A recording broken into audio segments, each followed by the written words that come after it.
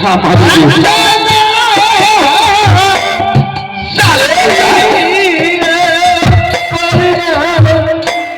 प्रणाम तुम करते हो, शर्म होना चाहिए तुम्हें।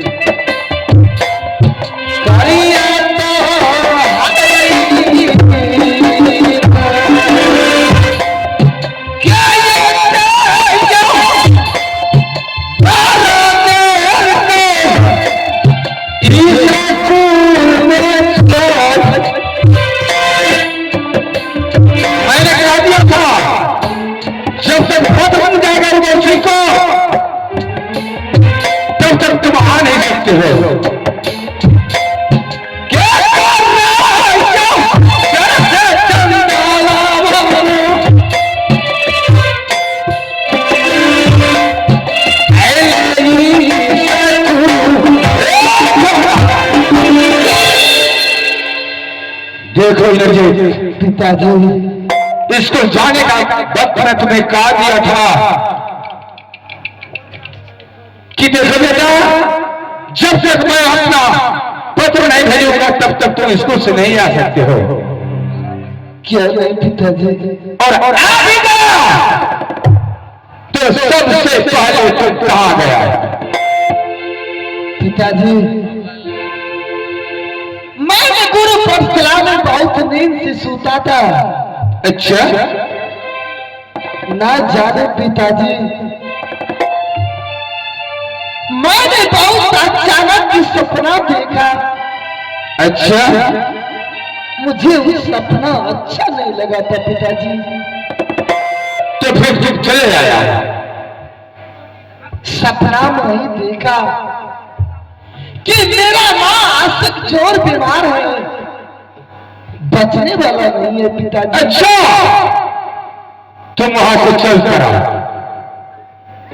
तो इसी के कारण मैंने बड़े भैया इंद्र कुमार से आदेश लेकर के, अच्छा, मैं सच में आया हूँ पिताजी। कहाँ भी गया? तो सबसे पहले तुम कहाँ गया? अपनी माँ की पास या बड़ी माँ की पास? पिताजी, जब मैं राज मोहब्बत के आया था ना, तो मैं तो सपना में देखा कि मेरा माँ का तबीयत खराब है। मैंने सोचा था कि मैं सबसे पहले अपनी माँ के पास जाऊंगा। मेरा माँ का तबीयत खराब रहेगा, मुझे अच्छा नहीं लगेगा। मैं किससे खाना मांग करके खाऊंगा? इसलिए मैं सबसे पहले बड़ी माँ के पास चले गया। पिताजी, सावधान हो जाओ। एक बात बताओ, सबसे पहले तो बड़ी माँ के पास गया तो सबसे पहले क्या देखा, क्या खाया, क्या किया? पिताजी, जब मैं बड़ी माँ के पास गया तो सबसे पहले बड़ी माँ को प्रणाम किया। अच्छा? उसके बाद मैंने बड़ी माँ से बोला कि हे बड़ी माँ, मुझे बहुत जोर से भूख लग गया है। अच्छा? मुझे कुछ खाना जल्दी में खिला दो, मैं अपनी माँ को देखने के लिए जाऊंगा। तो फिर उसके बाद क्या हुआ? खाना तेरा बदला हो पिताजी। अच्छा? बस्तर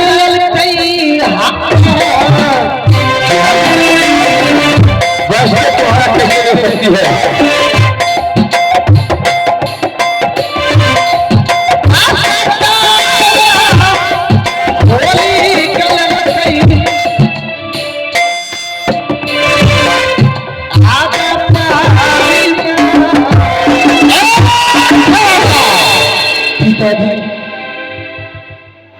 उसके बाद क्या हुआ तुम बताओ? उसके बाद क्या हुआ? उसके बाद हुआ पिताजी कि प्यारी माँ ने बोला, बेटा तुम्हारी बस्तर बहुत गंदा है। अच्छा? तुम अपनी बस्तर दे दो बेटा, जब तक खाना बनेगा जब तक तुम लौट करके आएगा तब तक तुम्हारी बस्तर। इसके बाद क्या हुआ? ये तुमने छिपा रहा है, तुमने छिपा रहा है। उसके बाद क्या हुआ? उसके बाद तुमने अपनी बड़ी माँ को गलत निगाह से देखने का जरूरत किया।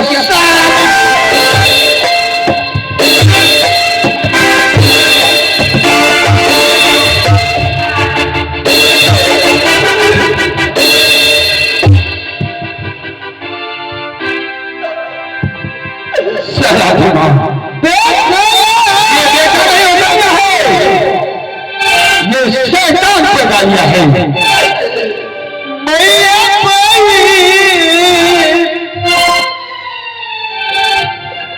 बड़की माँ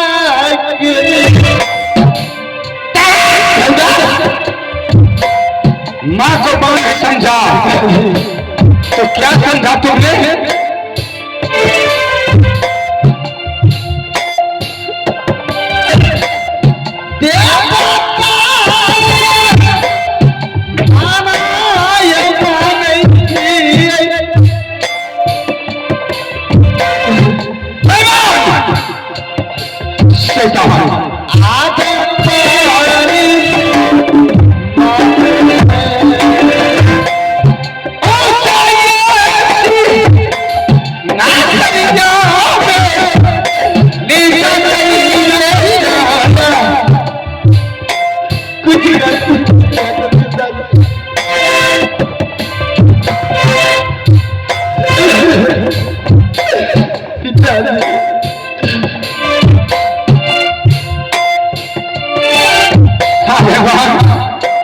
ऐसा पुत्र नहीं होना चाहिए जो मां को मां ने समझा।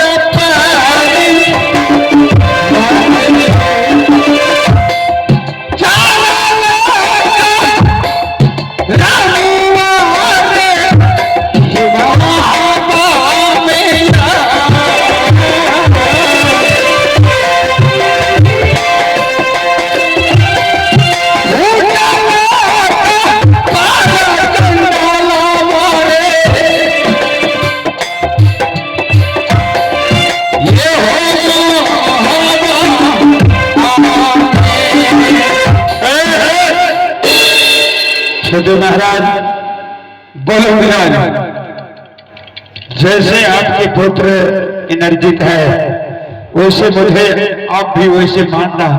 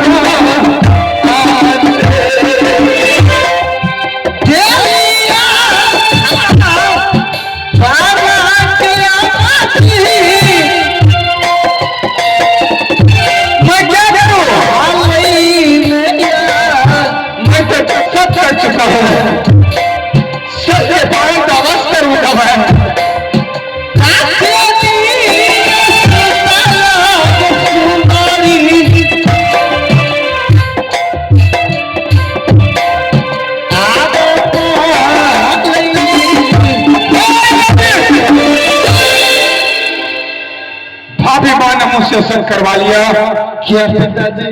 और शक करवा के कहने लगी, देवर जी आपका बेटा इंद्रजीत ने मुझे गलत निगाह से देखने का जरूरत किया। एक मिनट मेरा, तो मैं माफ नहीं करूंगा, मैं कभी नहीं कर सकती हूं माफ, इसलिए कि आपका बेटा गलती किया है और सत्य भी कर चुके हैं हमसे।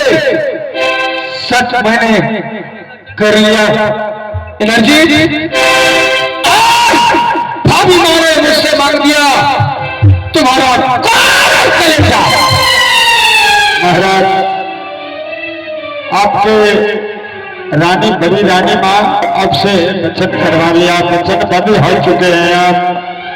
तो सबसे पहले महाराज कम से कम एक मेरे मुखारबिंद से सुन लीजिए, पूरा ये वचनबद्ध हो गया तो जहां आप इंद्रजीत को ले जाइएगा वहां मुझे साथ ले चलिए।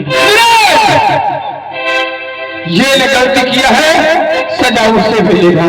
हजूर, तुम क्यों लेने लिए चाहते हो? आपके सत बन जाएंगे, आपके सत बन जाएंगे, रानी माँ का सत का पालन हो जाएंगे और आपके सुलह के लिए मेरा नाम इतिहास बन जाएंगे।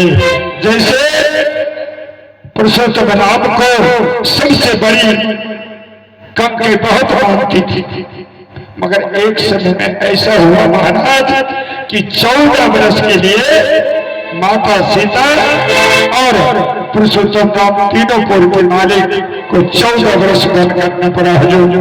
इसलिए मैं भी आपसे वचनबद्ध होता हूँ कि इंद्रजीत जाएगा महुआ से तो इंद्रजीत महुआ त्याग कर चले जाएंगे।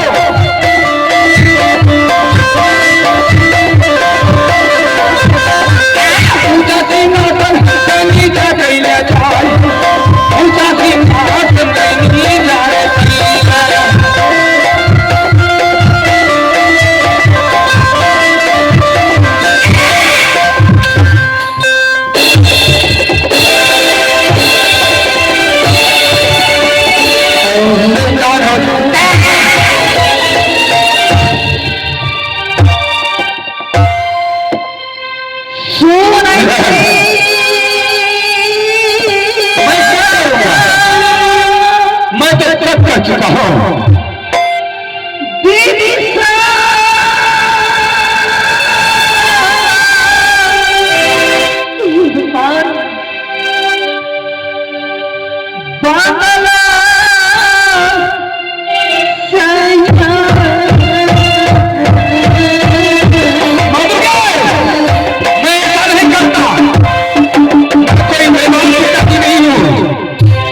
ये सारा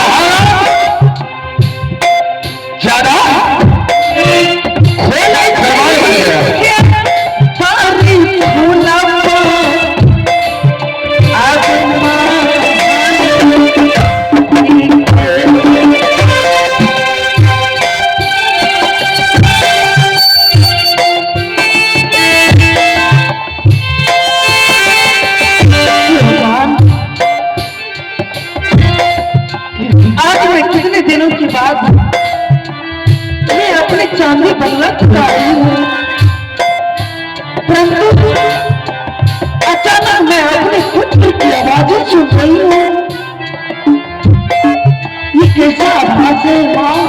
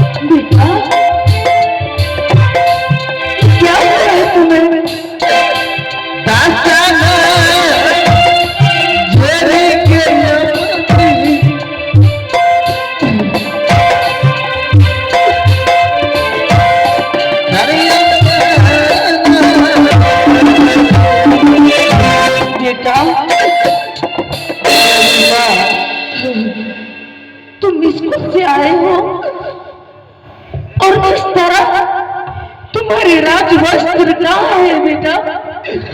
तुम इस देश में कैसे मेरे पास आ सकते हो और तुम इस तरह आंसू गा रहे हो अपनी माँ के सामने?